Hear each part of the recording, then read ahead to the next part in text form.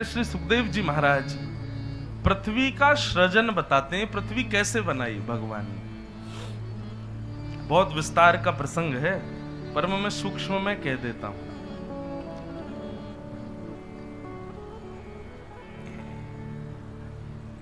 भगवान ने एको हम बहुश्याम, मैं एक हूं बहुत होना चाहता हूं। तब नाभि से कमल उत्पन्न, कमल पर ब्रह्मा जी से भगवान ने आज्ञा की सृष्टि करो और ऐसी सृष्टि बनाओ जो कर्म भी करे और भजन भी करे।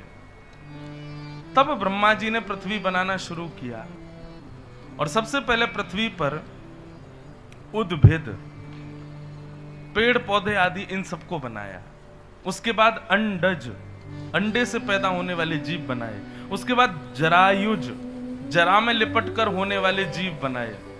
उसके बाद स्वेदज, कीड़े मकोड़े आदि इन सब का निर्माण किया। परंतु अभी तक ऐसा कोई नहीं बना पाए जो भजन भी करे कर्म भी करे। तब अंततो गत्वा ब्रह्मा जी ने चतुश्लोकी भागवत का पुरुषण किया और तब उनको बुद्धि आई और तब उन्होंने मानव बनाया। ये हमको गलत पढ़ाया गया कि हम पहले बंदर थे और बंदर से धीरे धीरे मानव बन गए। यदि बंदर से मानव बनते तो हमारे वृंदावन वाले तो बहुत दिन आते बेचारे इंतजार कर रहे हैं वृंदावन के बंदर कब मानव बनेंगे, वो अभी तक बंदर ही हैं। आदि मानव, आदि पुरुष कौन थे? स्वयंभू मनु, जिसकी वजह से हमको मानव कहा जाता है। स्वयंभू मनु प्रथम मानव है पृथ्वी के। ऐसा कहते हैं यदि कोई व्यक्ति अपने गोत्र को भूल जाए, उसको गोत्र याद ना हो, तो वो स्वयंभू मनु का नाम लेकर के संकल्प कर सकता है। स्वयंभू मनु हमारे आदि पुरुष हैं, आदि मानव हैं। तो सृष्टि हुई। सृष्टि में सबसे पहले सनक सनंदन सनातन सनत कुमार बने। उसके बाद 10 मानस पुत्र बने। फिर भगवान शिव का निर्माण हुआ। ब्रह्मा जी के ललाट से प्रकट हो गए भगवान शिव। लेकिन अभी तक कोई ऐसा मानव नहीं बना जो कर्म भी करे भजन भी करे। सब भजन करने वाले होने लगे। तब ब्रह्मा जी ने अपने अंग को 2 रूपों में विभाजित किया और दाहिने अंग से स्वयंभू मनु, बाम अंग से शत्रुपा का निर्माण हुआ। स्वयंभू मनु शत्रुपा के 3 बेटी और 2 बेटे हुए। इस प्रकार अब सृष्टि प्रारंभ हो रही है। इनकी एक पुत्री का नाम था देवहूति और देवहूति का विवाह हुआ कर्दम ऋषि के साथ। कर्दम ब्रह्मा जी की छाया से प्रकट हुए थे और कर्दम ऋषि देवहूति के यहां पर भगवान कपिल ने जन्म लिया। बोलो कपिल भगवान की जय। थोड़ा ध्यान से सुनिए। कर्दम ऋषि जो थे ना, इन्होंने हजारों वर्ष तक तपस्या की। तपस्या के बाद भगवान प्रकट हो गए, बोले वरदान मांगो। कर्दम ऋषि बोले जो मांगूंगा सो देंगे आप। भगवान बोले मांगो तो सही, सब देंगे, जो मांगोगे सो देंगे। तो कर्दम ऋषि ने ऐसा वरदान मांगा जो सोचा भी नहीं था किसी ने। क्या मांगा? बहुत ध्यान से सुनना। कि तथा सचाहम परिवोढुकाम समान शीला ग्रह में दधेनु। हे नाथ, मुझ पर कृपा कीजिए और मुझे केवल एक वरदान दे दीजिए। भगवान बोले क्या वरदान चाहिए? बोले ऐसी पत्नी से मेरा ब्याह हो, ऐसी कन्या से मेरा ब्याह हो जो मुझसे भी ज्यादा आपसे प्रेम करती हो। जितनी भक्ति मैं आपकी करता हूं, जितनी सेवा मैं आपकी करता हूं, मुझसे भी 4 गुना 10 गुना ज्यादा आपसे प्रेम और आपकी भक्ति करने वाली एक कन्या मुझे प्राप्त हो जिससे मेरा ब्याह हो जाए। भगवान पहले तो बहुत जोर से हंसे और हंसने के बाद में कर्दम ऋषि को गले से लगा लिया। बोले जय हो, धन्य भैया कर्दम, तुम 1000 वर्ष से इसके लिए तपस्या कर रहे थे? कर्दम ऋषि बोले हाँ। ठाकुर जी इतने प्रसन्न हुए कि नेत्रों से अविरल अश्रुधार गिरने लगी और बिंदु नाम का सरोवर प्रकट हो गया। बंधुओं, एक बात हमारी ध्यान से सुनना। पुत्र की कामना, पुत्री की कामना, सुंदर पत्नी की कामना, सुंदर पति की कामना, यह संसार में किसी भी संबंध की कामना या किसी भी वस्तु की कामना आप बिहारी जी से कभी नहीं कर सकते। उसको स्वार्थ भक्ति कहा जाता है। परंतु हम मानव बड़े चतुर हैं ना, हमको तो चाहिए कुछ ना कुछ, तो इसके पीछे एक काम आप कर सकते हो, बिहारी जी से कुछ भी मांगो, उस वस्तु के पीछे उद्देश्य भगवत भक्ति ही मांगो। क्या मांगो? जैसे, हे बिहारी जी, हमें एक पुत्र रत्न की प्राप्ति हो, ऐसा पुत्र मिले जो नित्य आपकी सेवा करे, ऐसा पुत्र मिले जो संतों को प्रणाम करे, ऐसा पुत्र मिले जो श्री धाम वृंदावन की सेवा करे, ऐसा पुत्र मिले जो भविष्य में कभी कथाओं जैसे कार्यक्रम कराए, कभी संतों का आगमन कराए। विष्णु आराधनार्थाय। आप बिहारी जी से कहोगे कि आपकी सेवा के लिए हमको एक पुत्र चाहिए, तो बिहारी जी खुद ही आ जाएंगे, कोई पुत्र उत्तर नहीं भेजेंगे। समझ में आई बात? जितने भी कुआरे लोग बैठे हो यहां पर, जिनके ब्याह नहीं हुए हैं, जिनके ब्याह हो गए अब तो वो कुछ कर नहीं सकते, लेकिन जो कुआरे बैठे जिनके ब्याह नहीं हुए, देखो गृहस्थाश्रम में तो प्रवेश करना, ब्याह तो करना ही है, लेकिन बड़ी विडंबना है भैया संसार की। आप कभी विदेश जाना, अगर आप वेजिटेरियन हो ना तो आपको पहले लिखवाना पड़ेगा, अगर आप नॉन वेजिटेरियन हो तो आपको बताने की जरूरत नहीं है। सोचो कितनी विषम परिस्थिति में जी रहे हैं हम लोग। अगर आप शाकाहारी हो तो आपको पहले ही होटल में बताना पड़ेगा, फ्लाइट में बताना पड़ेगा, और आप मांसाहारी हो तो आपको बताने की जरूरत नहीं है। संसार पापियों से भर चुका है। आजकल भक्त बनने में 4 बार सोचना पड़ता है कि भाई भक्त बन गए, कल को भविष्य में कोई भक्त नहीं मिला तो कैसी परिस्थिति।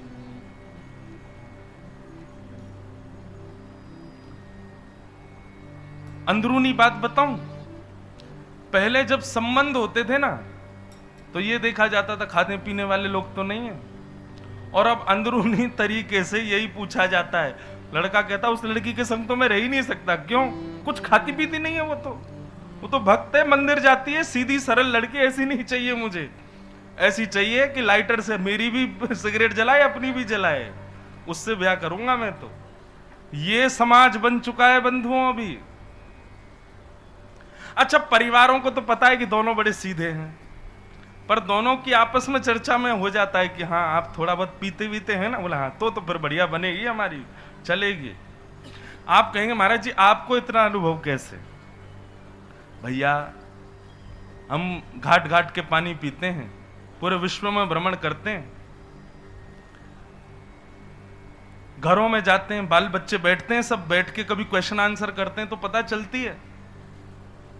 एक परिवार में मैं रुकने गया तो वहां एक बालक आया, आकर के मुझसे बोला कि मैं आईटी कंपनी में जॉब करता हूं। मैंने कहा अच्छा, कितना कमाते हो भाई? मैं 3 लाख रुपए महीने कमाता हूं। मैंने बहुत बढ़िया, लेकिन महाराज जी मैं छोड़ना चाहता हूं। मैंने कहा क्यों? बोले क्योंकि बचपन से हमारे संस्कार खाने पीने के नहीं है, बचपन से हमारे संस्कार रात्रि देर तक बाहर रहने के नहीं है, और जहां मैं काम करता हूं वहां मेरा कोई भी मित्र नहीं, क्योंकि सब खाने पीने वाले और ऊधम मचाने वाले। मेरे को वो भाता नहीं, इसलिए वो मुझसे बात करते नहीं, मित्रता करते नहीं, और मेरा वहां मन नहीं लगता, मैं छोड़ने वाला हूं। तो मेरे को बड़ी चिंता हुई, ये संसार जा कहां रहा है, ये लोग जा कहां रहे हैं, कर क्या रहे हैं? सतयुग त्रेता द्वापर में एक रावण, एक कंस, एक हिरण्यकश्यप हुआ, परंतु कलयुग में हर घर में बैठे हैं।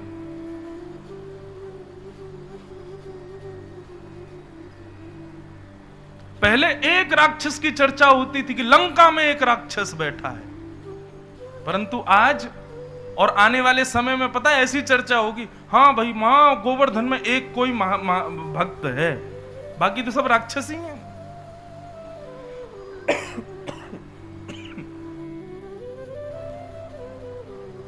खान पान, विचार, आचार सब बदल चुका है हम लोगों का, और यही कली का प्रभाव है। इसलिए भैया, जो भक्त लोग हो, कुआरे हो, अभी ब्याह नहीं हुआ है, जहां भी जाओ, जिस भी मंदिर में जाओ, जिस भी तीर्थ में जाओ, ये श्लोक याद कर लो कर्दम ऋषि का। और कर्दम ऋषि की तरह आप भी ठाकुर जी से यही प्रार्थना करो। देखो, हम गृहस्थाश्रम छोड़ तो सकते नहीं, हमारी इतनी भक्ति नहीं मीराबाई जैसी, हमारी इतनी भक्ति नहीं सूरदास जैसी कि हम घर परिवार छोड़ने, रहना तो पड़ेगा, लेकिन हे नाथ कृपा करना, हमारे जीवन संगी जो भी मिले वो आपका भक्ति ही मिले। चलो जीवन संगी अच्छा मिल गया, अब चिंता है कि बालक कैसे होंगे, तो बालकों की भी यही कामना करो, हे बिहारी जी आप कृपा करो, हमारे घर में जो संतान हो वो आपकी भक्ति करने वाला हो। अभी क्या होता है, माता पिता की एक ही ख्वाहिश, पढ़ लिख करके विद्वान बने, पढ़ लिख करके अच्छे कॉलेज में पढ़े, स्कूल में पढ़े, नॉलेजेबल बने, संस्कार तो होते ही नहीं उसमें। फिर बुढ़ापे में माता पिता ही दुखी रहते हैं, बोले पढ़ाया लिखाया तो खूब, पढ़ा लिखा तो खूब है, पैसा तो खूब कमाता है, लेकिन हमसे प्रेम नहीं करता। भाई देखो, चंद लोग ही हैं हम लोग भक्त, और धीरे धीरे जैसे युग आगे बढ़ेगा ना, हम और कम होते चले जाएंगे। इसलिए प्रयास करो, बच्चों को हायर एजुकेशन दिलाना माता पिता का धर्म है, पर साथ ही साथ संस्कार देना भी धर्म है, साथ ही साथ उनके मनोवृत्ति को धर्म से जोड़ना भी माता पिता का ही कर्तव्य है। कोई गुरु या कोई कथावक्ता नहीं सुधार सकता किसी को, उसका जितना सुधराव उसके माता पिता कर सकते हैं उतना कोई नहीं कर सकता। ये चिंता का विषय होना चाहिए।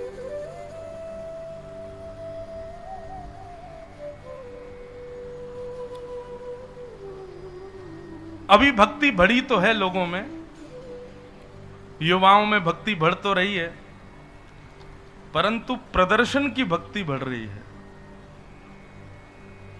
और माफ कीजिए, भक्ति प्रदर्शन का विषय नहीं है।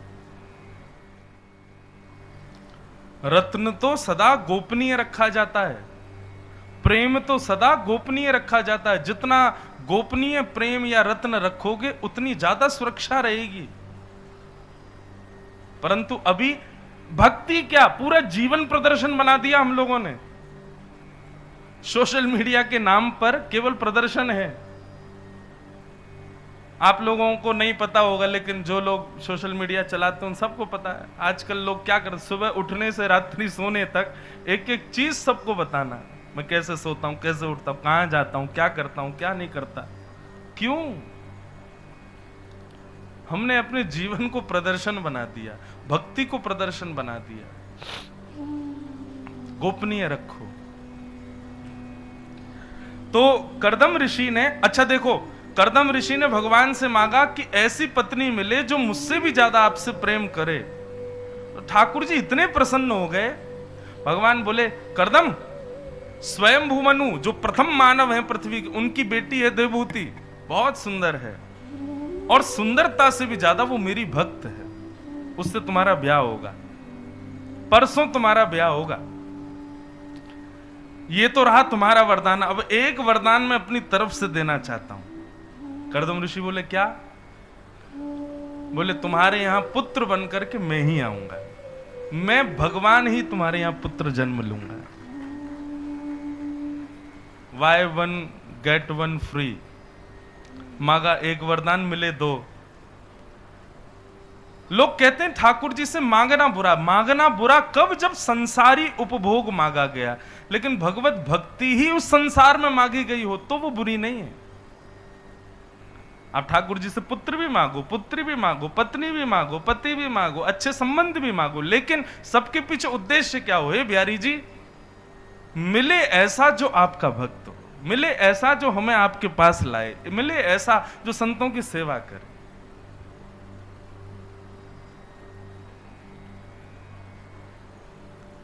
बायोडाटा में सारी चीजें मेंशन की जाती है। हाइट कितनी, रंग कैसा, पढ़ाई कितनी, स्कूल कैसे, माताजी कैसी हैं, पिताजी कैसे हैं, उनकी एजुकेशन कैसी, दादा दादी कौन, नाना नानी कौन। हॉबीज में लिख दिया जाता है खाना पीना, स्विमिंग करना, घूमना।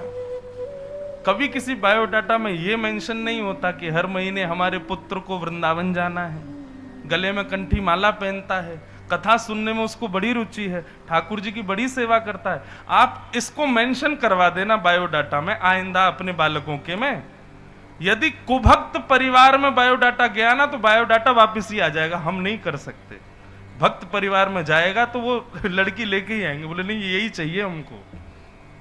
आप भक्ति का वहां पर मेंशन तो करो एक बार। यदि आपके योग्य परिवार नहीं होगा तो अपने आप ही मना कर देगा,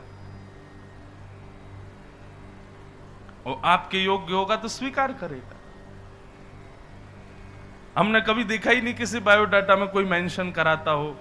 कथा सुनना अच्छा लगता है, वृंदावन जाते हैं, गोवर्धन परिक्रमा करते हैं। हमारा बेटा जो है 200 माला रोज करता है, नाम की हरे नाम संकीर्तन करता है, तिलक लगाता है, कभी नहीं लिखते।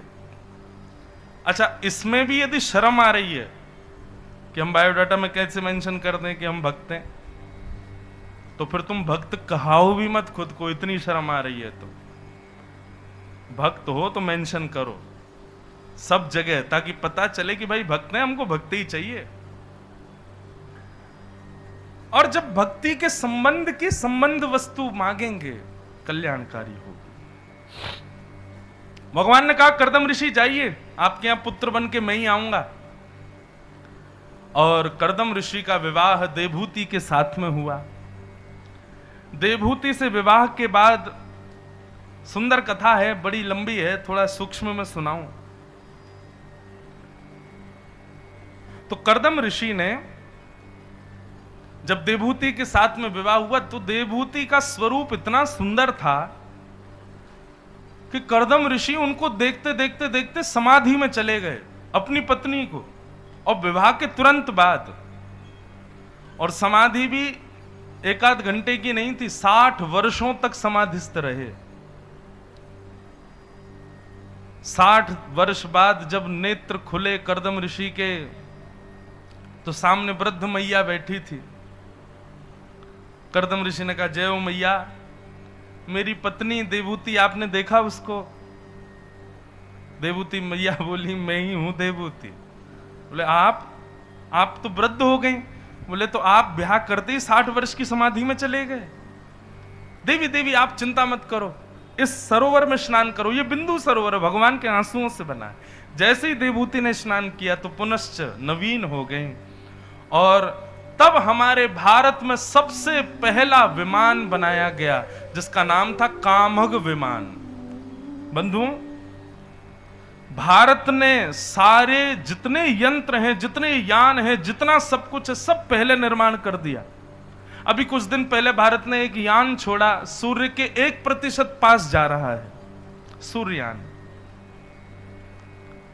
लोग बोले भारत पहली बार जा रहा है, पहली बार। अरे पूरी दुनिया गाती है सुबह सुबह, जुग सहस्त्र योजन पर भानु, लिल्यो ताहि मधुर फल जानू। हनुमान जी गए थे सबसे पहले, और ये तो करोड़ों खरबों रुपए खर्च करके लोगों ने पता किया कि कितना दूर है सूर्य पृथ्वी से। हनुमान जी ने तो पहले ही नाप के पूरा बता दिया, गोस्वामी तुलसीदास जी ने लिख भी दिया, जुग सहस्त्र योजन पर भानु। भारत आधुनिक विज्ञान का पुरातत्व स्वरूप है। एक पूरा पुराण है, विमान पुराण, जिसमें सब लिखा है कि विमान का आकार कैसा होना चाहिए, वो आकाश में उड़ेगा तो हवा कहां की तरफ होगी, तब कैसे उड़ेगा, कैसे मुड़ेगा, कैसे चलेगा, कहां, कि सब कुछ है भारत के पास। पर भारत नतमस्तक है दूसरी वस्तुओं के प्रति। कोई बात नहीं, कलयुग है, कलयुग में धीरे धीरे व्यतिक्रम हो रहा है। परंतु सबसे पहला विमान यदि पृथ्वी पर किसी ने बनाया तो वो था कामघ विमान। और किसने बनाया? कर्दम ऋषि।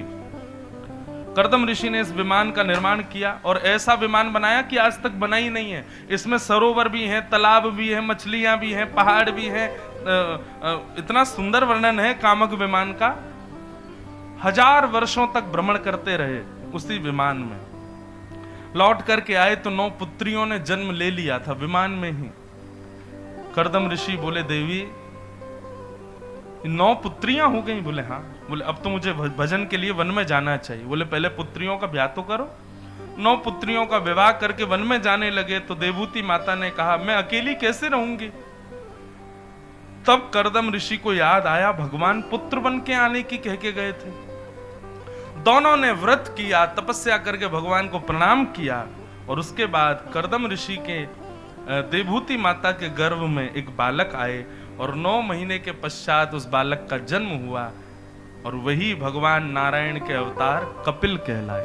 बोलो कपिल भगवान की। कपिल भगवान का प्रादुर्भाव हुआ। धीरे धीरे कपिल भगवान बड़े हुए। पिताजी तो वन में चले गए भजन करने के लिए, लेकिन माता देवहूति ने सोचा मेरा बेटा भगवान है। जीवन के कई सारे संशय हैं, क्यों ना इनसे पूछ लो।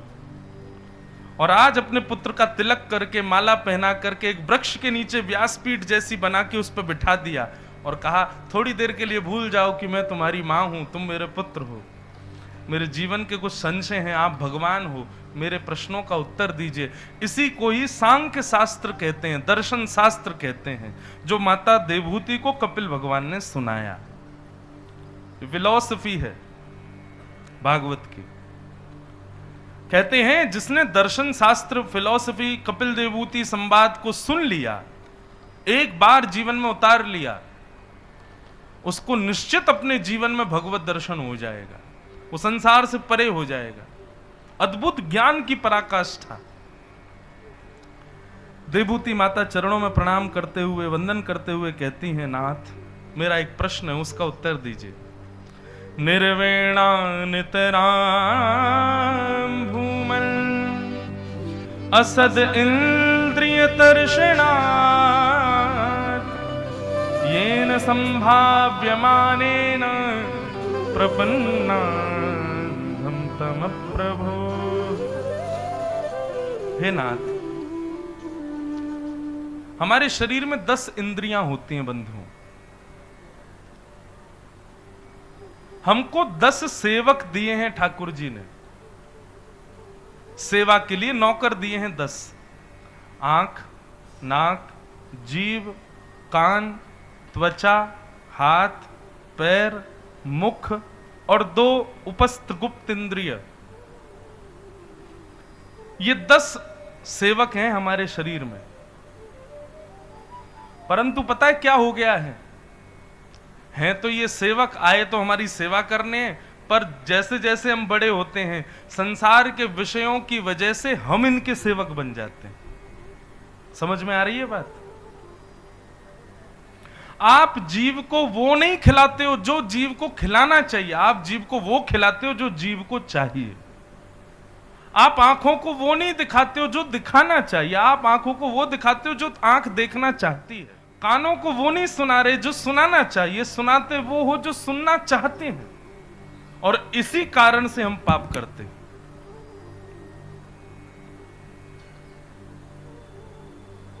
मांस की जरूरत नहीं है जीव को, लेकिन बस इच्छा है इसलिए हम जीव को खिला देते हैं। भद्दे गीतों की जरूरत नहीं कानों को, लेकिन बस इच्छा मन में प्रकट हो रही है तो सुनाते हैं। भद्दे दृश्य, गंदे दृश्य देखने का हमारी जरूरत नहीं है, बस नेत्रों की इच्छा है इसलिए दिखाते हैं। तो देवहूति माता ने प्रश्न किया, भगवान ऐसा कोई उपाय बताइए कि जिससे मेरी इंद्रियां शांत हो जाएं, इनके अंदर कोई इच्छा प्रकट ना हो। ये बार बार इनकी इच्छाओं को पूरी करने के लिए जो हम भागदौड़ कर रहे हैं, इससे मैं कैसे बचूं? कृपा करके मुझे यह बताओ। प्रश्न समझ में आया?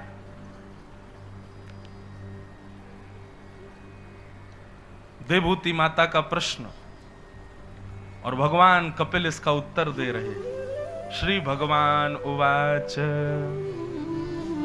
योग आध्यात्मिकः पुंसां विश्वक्सेन मतो निःश्रेयसाय मे अत्यन्तोपरतिर्यत्र दुःखस्य च सुख। शाखस्य च।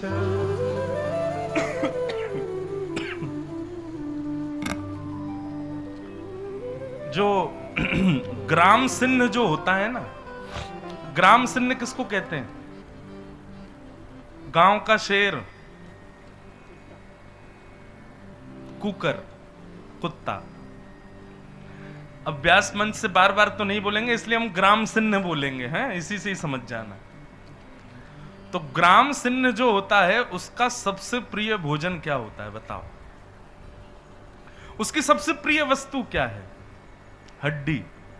उसको हड्डी बहुत प्रिय होती। यदि भोजन रख दिया जाए और एक तरफ हड्डी, तो हड्डी पे ही भागेगा वो। क्यों? ऐसा क्या सुख मिलता है उसको हड्डी में? तो बताते हैं कि वो अपने मुख में हड्डी को लेकर के अपने दांतों से उसको चबाता है, और जब चबाता है ना तो उसके दांतों से रक्त निकलने लगता है पीड़ा के कारण, और जब उसी का ही रक्त जब उसकी जीभ पर जाता है तो वो बड़ा खुश होता है, वाह कितना अच्छा रस इसमें से आ रहा है। ठीक वैसा ही हम आपका जीवन हो चुका है। विषय भोग की जितनी वस्तु हैं वो एक प्रकार से अंदरूनी तरीके से हमारा नाश कर रही हैं, पर बाह्य रूप से उससे हमको सुख दिखाई देता है। जैसे कि सिगरेट, तंबाकू, मांस भक्षण, विषय भोगों का भक्षण, ये सब क्या है? बाहर से तो दिखती है कि बड़ी आनंददायी है, परंतु अंदर ही अंदर हमारे मन पर, हमारी बुद्धि पर, हमारे तन पर, हमारी इंद्रियों पर इनका बहुत दूषित प्रभाव पड़ता है, हमको पता नहीं चल पाता। मां, ऐसा पता है क्यों होता है? जिस व्यक्ति के जीवन में आध्यात्मिक योग की कमी होती है उस व्यक्ति को सांसारिक उपभोगों में बहुत सुख मिलता है। जिसने कभी आध्यात्म का पथ स्वीकार नहीं किया मां, उसको बार बार अपनी इच्छाओं की पूर्ति की इच्छा रहती है। बहुत गंभीर प्रसंग है बंधुओं, ध्यान से सुनना। उसको बार बार मन होता है कि मैं ऐसा करूं, मैं ये करूं, अब मैं कानों के लिए ये सुनाऊं, आंखों को ये दिखाऊं, जीभ को ये खवाऊं, हाथों को ऐसा स्पर्श दिलाऊं, पैरों को यहां ले जाऊं। मां, ये आध्यात्मिक योग की कमी की वजह से ऐसा होता है। मां ने पूछा तो ये आध्यात्म योग क्या होता है? तब भगवान कपिल बोलने लगे, चेतः खलवस्य बंधाय रतं वामुंषि मुक्तये गुणेषु सक्तं बंधाय मुक्तये चात्मनोमत। बहुत सुंदर उत्तर। बोले आध्यात्मिक योग बाद में बताऊंगा मां, पहले एक बात और सुनो। क्या? आपने अभी अभी कहा कि मेरी इंद्रियां दूषित हैं, हम लोगों की इंद्रियां दूषित हैं। मां, ये गलत बात है। इंद्रियां दूषित नहीं है। आंख तो वही देखेगी जो आप दिखाओगे, कान वही सुनेंगे जो आप सुनाओगे, जीभ वही खाएगी जो आप उसको खिलाओगे। ये सारी इंद्रियां वो करेंगी जो आप इनको प्रस्तुत करोगे। वास्तव में ये जो विषयों की इच्छा होती है ये इंद्रियों की नहीं होती मां, ये होती है मन की इच्छा। मतलब भगवान कह रहे हैं मां, मैंने ये 10 सेवक दिए मानव को, या फिर एक और तरीके से समझो तो ये 10 पत्नियां दी हैं मैंने मानव को, ये उसकी 10 पत्नियां हैं, ये उसकी सेवा करेंगी।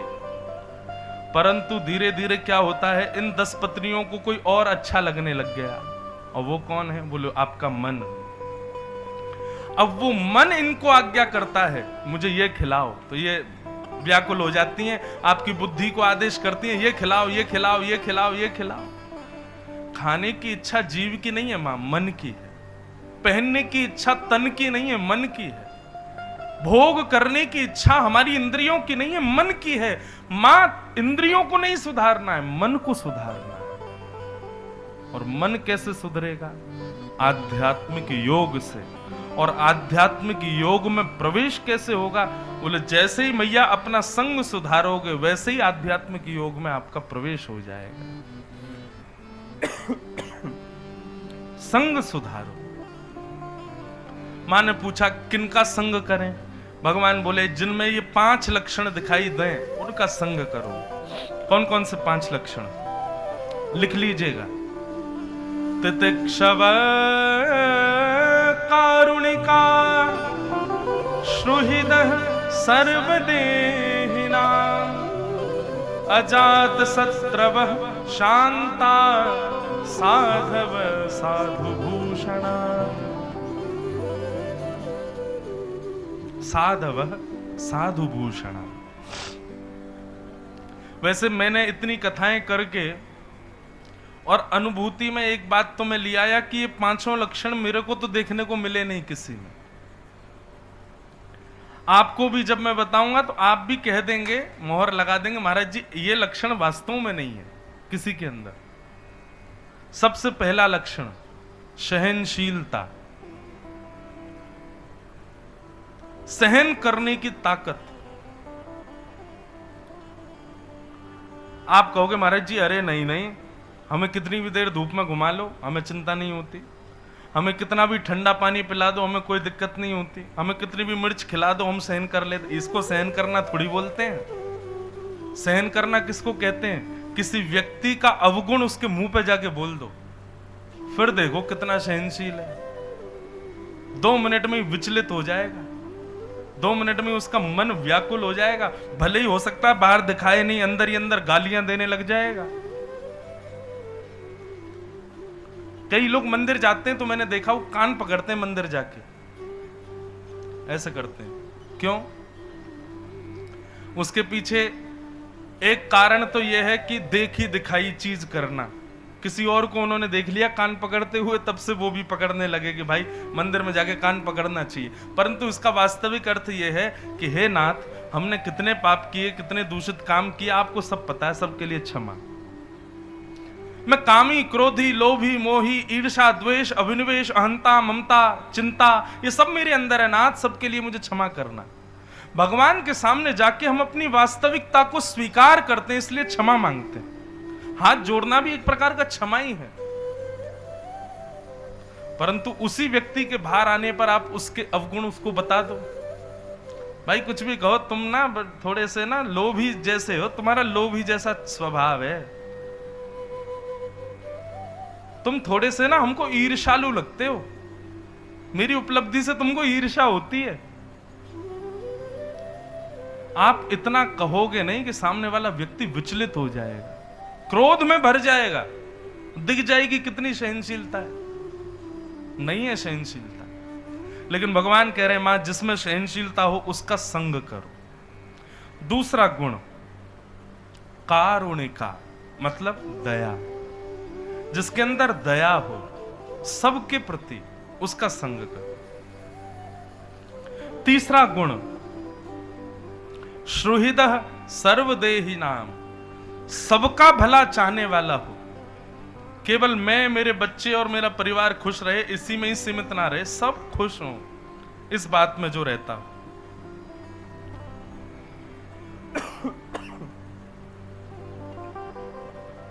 तितिक्षव कारुणिका सुहृदः सर्वदेहिनां। और चौथा लक्षण अजात शत्रु, किसी को भी अपना शत्रु ना मानता हो, किसी से भी शत्रुता ना रखता हो। और 5वां और अंतिम शांता, मौन रहता हो। मैया ये 5 लक्षण जिसमें हो उसका संग करना प्रारंभ कर दो।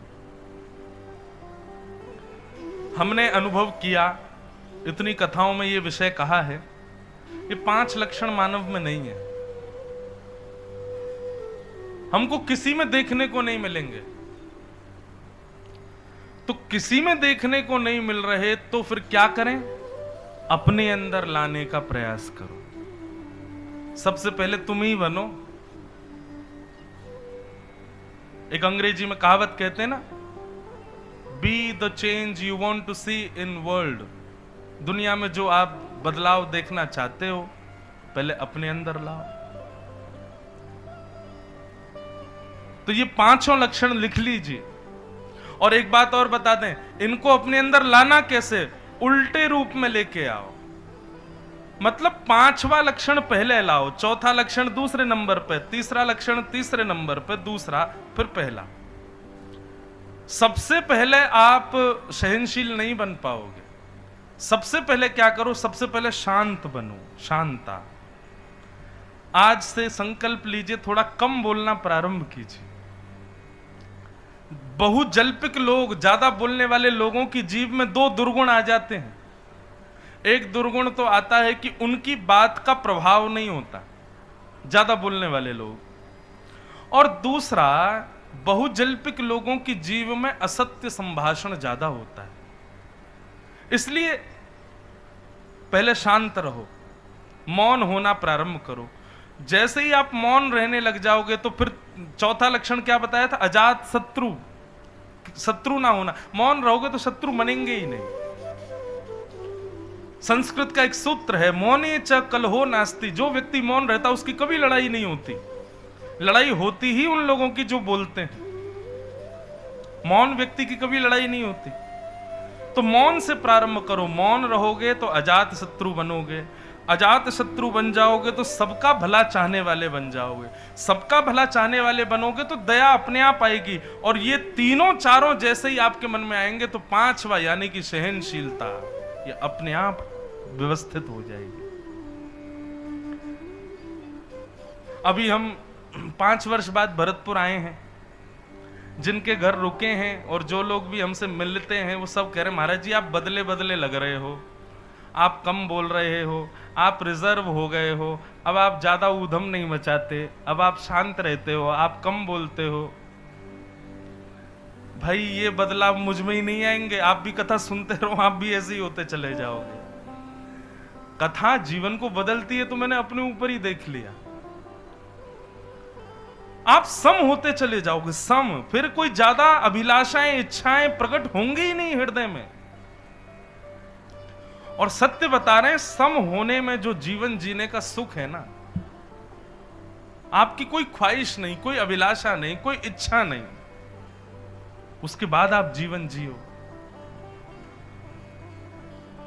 कथा तो ये बदलाव करेगी जीवन में। तो मौन रहने से प्रारंभ करो, धीरे धीरे सब अपने आप आता चला जाएगा। इस प्रकार बहुत सुंदर है पूरा कपिल देव संवाद, बहुत बड़ा है लेकिन उसको हम प्रणाम मात्र करते हैं। भगवान कपिल ने मां को सारे भाव सुंदर सुंदर बताए। एक भाव और कहें, मां ने पूछा कि मंदिर में भगवान के जब दर्शन करने जाएं तो दर्शन की विधा क्या होनी चाहिए, ये हमें बताओ। तब भगवान कपिल ने बहुत सुंदर भाव बताए हैं, ध्यान से सुनिएगा। बोले, मां मंदिर में प्रवेश करते ही सबसे पहले भगवान के चरणों का दर्शन करो। और जब चरणों को भली भांति नेत्रों में बसा लो। अच्छा, कई मंदिरों में चरण दिखते ही नहीं ठाकुर। हमारे वृंदावन बिहारी लाल के तो एक ही चरण, साल में एक बार चरण दिखते हैं, अक्षय तृतीया पे। जगन्नाथपुरी जाओगे तो वहां पर भी ठाकुर जी के चरण नहीं दिखते। बड़े मंदिरों में इतने श्रृंगार हो जाते हैं कि ठाकुर जी के चरण श्रृंगार में ही ढक जाते हैं, मालाओं में, कहां से दिखे। तो क्या करें। तो बंधुओं, चरणों के प्रति नेत्र विराजमान करके, नेत्रों से चरणों की ओर देख के वहां भाव रखो कि ठाकुर जी के चरण हैं। और कैसे चरण हैं सुनो। संचिंतयेत् भगवतश्चरणारविंदम वज्रांकुशध्वज सरोरुहलांचनाट्यम उत्तुंग रक्त विलसन नख चक्रवाल ज्योत्स्ना विराहत महद हृदयांधकार। अच्छा, एक प्रश्न करें, कभी भगवान यदि प्रत्यक्ष आपके सामने प्रकट हो गए तो आप उनको पहचानोगे कैसे, बताओ। कोई आइडेंटिफिकेशन है आपके पास कि ये भगवान है? सब कहेंगे मोर मुकुट पहन के आएंगे, बैजंती माला पहन के आएंगे, ऐसे त्रिभंग लली लो मैं बन के आ जाऊं अभी पीछे से, मैं मुकुट पहने आऊं, बैजंती माला ऐसे खड़े हो जाऊं। स्वरूप तो कोई भी धारण कर सकता है। आप कहोगे सांवले से होंगे, आजकल खूब रंग लगा के। महाराज बिल्कुल ऐसा, एक जगह कहा मैंने झांकी देखी, मेरे को विश्वास ही नहीं हुआ कि श्रीनाथ जी नहीं है, और वो कोई बालक ही था। थोड़ी देर में जब हिला तब पता चला कि अरे ये तो कोई बालक है। ऐसे ऐसी टेक्नोलॉजी, रंग आ गए हैं कि महाराज आप भेद बता ही नहीं सकते। प्रत्यक्ष ठाकुर जी कभी आपके सामने आ गए, कैसे पहचानो? कोई प्रमाण है आपके पास? कोई पहचान है आपके पास?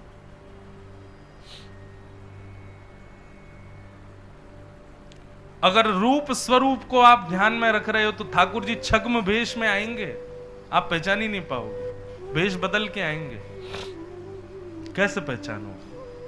ठाकुर जी बंधुओं सब बदल सकते हैं, अपने चरण नहीं बदल सकते। ठाकुर जी की पहचान केवल चरणों से हो सकती है। हमारे शास्त्रों में, हिंदू वैदिक सनातन धर्म में क्यों कहा सबको प्रणाम करो? क्योंकि भाई चरण छुओगे और तुमको पहचान होगी तो पता चल जाएगा कि मैंने कहीं किसी और रूप में आए भगवान के पैर तो नहीं छू लिए। ठाकुर जी के चरण कैसे? अरुण चरण राधा रमण के, अरुण चरण राधा रमण के। कमल का कभी स्पर्श करना, कमल की जैसी कोमलता होती है, कमल का जैसा स्पर्श होता है, ऐसे तो ठाकुर जी के चरणों की त्वचा का स्पर्श है। हमें भी कभी स्पर्श तो मिले नहीं, लेकिन अनुभूति जो यहां बताई गई पहचान, उससे आधार पर आपको बता रहे। कमल का जैसा स्पर्श होता है, कमल की पंखुड़ियों का, ऐसे ठाकुर जी के चरणों का स्पर्श है। दूसरा, आकृति कमल के जैसी है चरणों की। तीसरा, ठाकुर जी के जो नख हैं, चरण कमलों के नख, वो हमारे जैसे सामान्य नहीं है, उनमें से एक अद्भुत आभा प्रकट होती है। मानो ऐसा लगेगा कि कोई दिव्य प्रकाश उनमें से प्रकट हो रहा है, साधारण चरण नहीं है। और तीसरी पहचान, ठाकुर जी सामने खड़े हो, चरण देख के भी आप नहीं पहचान पाओ, तो यदि चरण उठाएंगे तो उनके पैर का तलवा यदि दिख गया तो उसमें चिन्ह बने होंगे, वज्र होगा, अंकुश होगा, ध्वजा होगा, गदा होगी। इस प्रकार के ठाकुर जी के चरणों में चिन्ह बने होंगे। और अंतिम और सबसे श्रेष्ठ, ठाकुर जी के चरण देखते ही आपके हृदय में जितने विकार, जितनी दूषित भावना, जितनी दूषित हमारी आदतें हैं, देखते ही सब नष्ट हो जाएंगे। समझ जाना ये ठाकुर जी।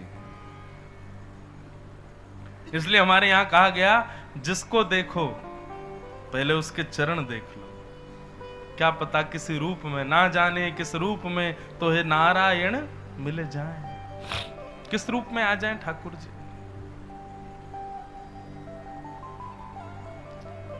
तो मैया सबसे पहले मेरे चरणों का दर्शन, उसके बाद धीरे धीरे ठाकुर जी के घुटने, फिर कटिभाग, फिर वक्ष, फिर ग्रीवा, फिर मुख, अंत में मुख का दर्शन करना चाहिए।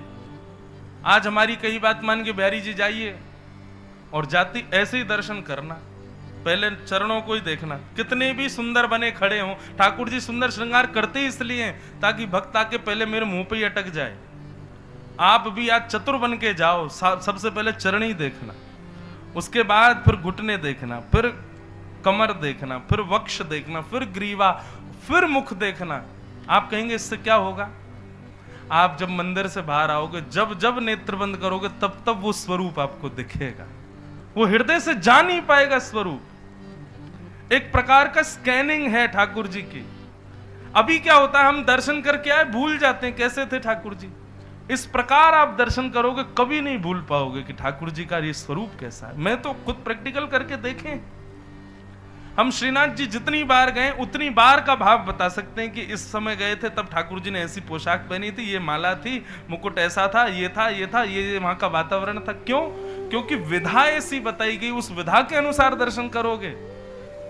अच्छा, एक और बात, मंदिर में कई लोग आंख बंद करके खड़े होते हैं, तो फिर मंदिर ही क्यों आए हो जब आंख ही बंद करनी है तो? लेकिन एक बात कहें, आंख बंद करने की विधा है, पर कैसे? पहले ठाकुर जी को दर्शन करो, दर्शन करके उस छवि को हृदयांगित करो, और फिर नेत्र बंद करके चेक करो कि दिख रहे हैं कि नहीं भीतर। नेत्र बंद करके देखो, ये स्वरूप जो बाहर है ये भीतर दिख रहा है कि नहीं। जब तक नहीं दिखे तब तक आंख खोल खोल के फिर बंद करके देखो, दिख रहा है कि नहीं। नहीं दिख रहे तो फिर खोलो, फिर देखो, फिर देखो, हाँ अब दिख रहे हैं, तब जाओ मंदिर से। ये विधा है दर्शन की। भगवान कपिल समझा रहे हैं देवभूति माता को, बहुत सुंदर है कपिल देवभूति संवाद। संपूर्ण मां के प्रश्नों के उत्तर देते हुए अंत में भगवान कपिल ने माता देवभूति से कहा, मां आपने इतने प्रश्न किए, मैंने सबका उत्तर दे दिया, सारे उत्तरों का सार आपको क्या समझ में आया बताओ। तब देवभूति माता कहती है, जो तो गरिया यज्जहु अग्रे वर्तते नाम तुभ्यं ते पुस्तपस्ते जुहुवो सृष्णिरार्या ब्रह्मानुच नाम गृणन्ति ये। बोले हे नाथ बताऊं मुझे क्या समझ आया। बोले क्या। बोले संसार में जीव का यदि उद्धार करना हो, ना तप से होगा, ना जप से होगा, ना यज्ञ से होगा, ना मेरू समान पर्वत दान करने से होगा, ना गंगा स्नान से होगा, ना किसी से होगा। बोले क्या। बोले केवल और केवल जीव के अग्रभाग पर आपके 2 अक्षर के नाम को व्यक्ति विराजमान कर ले, उसका कल्याण केवल आपका नाम कर देगा नाथ। मुझे यह समझ में आया। भगवान कपिल अपने आसन से खड़े हो गए, बोले मां बस यही सार है। बंधुओं देखो, ठाकुर जी का नाम क्या है। रेनकोट। रेनकोट है। बारिश तो हो रही है पापों की, लेकिन रेनकोट पहन करके जाओगे तो थोड़े बहुत ही गीले होगे, पैर हो जाएंगे गीले, हाथ हो जाएंगे गीले, लेकिन सर्वांगीण अंग बच जाएगा। इस घनघोर कलिकाल में आप पाप से बच नहीं सकते, चाहे आप कितने भी बड़े धर्मावलंबी हो, आपसे पाप हो ही जाएगा। कलयुग किसी ना किसी रूप में करवा देगा। लेकिन यदि आप नाम का आश्रय लेकर के रहोगे तो वर्षा कितनी भी तेज हो, आप थोड़े बहुत कहीं कहीं से गीले हो जाओगे, लेकिन सर्वांगीण अंग आपका सूखा रहेगा। इसलिए इस नाम रूपी रेनकोट को पहन करके रहो। ज्यादा साधन, ज्यादा नियम करने की आवश्यकता नहीं है। ज्यादा व्रत, ज्यादा तप, ज्यादा अनुष्ठान की आवश्यकता नहीं है। बस अनुष्ठान करना ही है, कुछ करना है तो केवल इतना कर लीजिए कि ठाकुर जी के नाम को दिन भर मुख से बोलो, भगवत नाम उच्चारण होता रहे इस मुख से। बस जिस देश में, जिस वेश में, परिवेश में रहो, राधा रमण राधा रमण राधा रमण कहो। जिस रंग में, जिस ढंग में, जिस संग में रहो, राधा रमण राधा रमण राधा रमण कहो। जिस हाल में, जिस काल में, जिस धाल में रहो, राधा रमण राधा रमण राधा रमण कहो। हर स्थिति में हरि को मत भूलो, बस ठाकुर जी को मत भूलो। सदा वो आपके स्मृति में बने रहें, चिंतन में बने रहें, बस यही स्थिति होनी चाहिए। हर स्थिति में भगवत स्मरण।